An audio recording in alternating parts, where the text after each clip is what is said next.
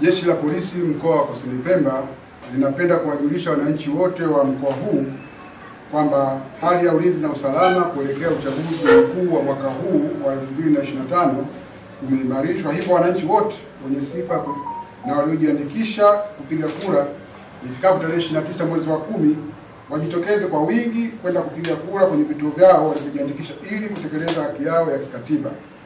Aidha, Jeshi la Polisi mkoa wa Kusini Pemba linapenda kuhakikishia wananchi wote kuwa kwa kushirikiana na vyombo vingine vya ulinzi na usalama tumejipanga vyema kuhakikisha kwamba uchaguzi huu unafanyika kwa haki, amani na utulivu wa hali ya juu. Sambamba na hilo, Jeshi la Polisi mkoa wa Kusini Pemba linatoa wito kwa wananchi kuwa kama kuna mtu au kikundi cha watu kinapanga au kitajaribu kufanya uvunjifu wote wa amani, basi Jeshi la Polisi lipo tayari kumshughulikia kwa mujibu wa sheria. Aidha, niwaombe wananchi wote waendelee kuitunza amani na baada ya zoezi la kupiga kura warudi majumbani kwao waendelee na shughuli zao za kujipatia kipato halali.